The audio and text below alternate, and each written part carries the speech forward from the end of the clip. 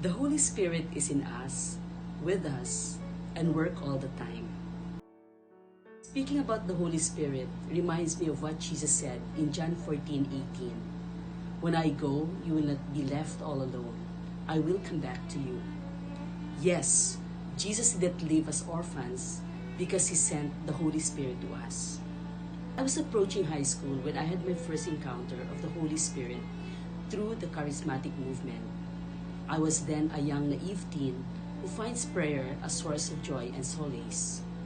That was also the time when I learned of the Holy Spirit's many gifts, the speaking in tongue as a form of prayer, and the gift of healing.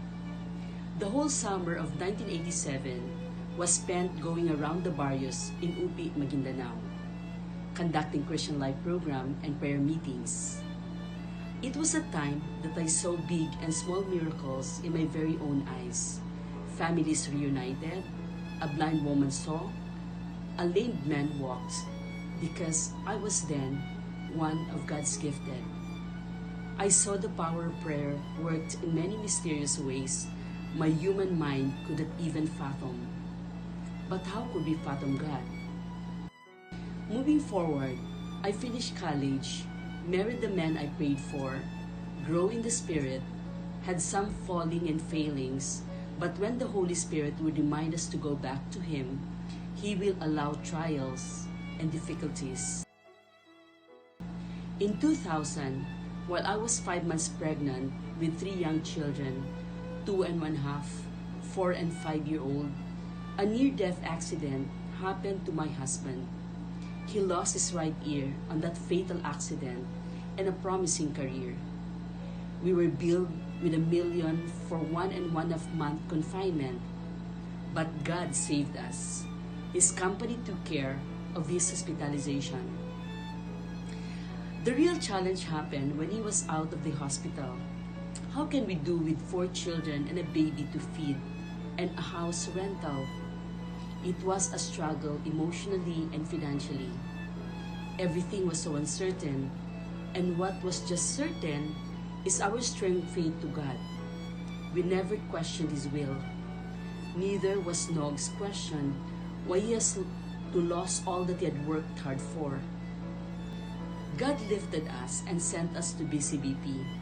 It was an answered prayer for a community that could help him revive his self-esteem and strengthen our journey to more spiritual growth. The Brotherhood gave us an opportunity to do God's work through our sharing. Nog shared 22 times, while I did 17. Indeed, Luke 12:11-12 says, "Do not worry about what you will say, for the Holy Spirit will teach you what you should say." I do not know how many lives were touched and inspired by our story, but an old brother once said to Nogs, "Brad, your pictures speak 1,000 words."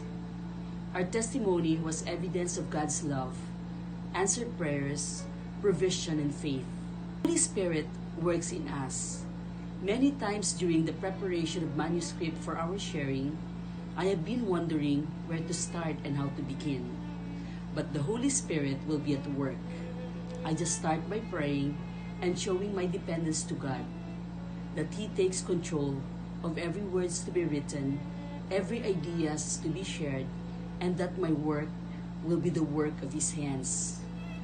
When we share to evangelize, we were evangelized ourselves because many truths were revealed to us. We shared to fill people with God's love, but we were filled with love by God and the love of brothers and sisters. Matthew chapter 6 verse 33. Our work and faithfulness to God was rewarded in many ways.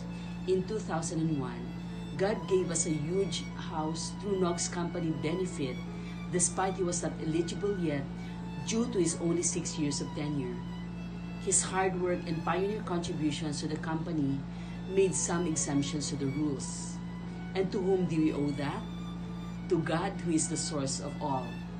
In 2014, He also gave us a brand new car beyond our expectations. Blessings and blessings came our way. There were trials, but when you have been through your worst and came out victorious because we have a God who supplies us with a big faith and a big hope, nothing can shake us. We'll always end the day with thanksgiving in our hearts because the Holy Spirit is in us, with us, and will be work all the time. Are you ready for Him?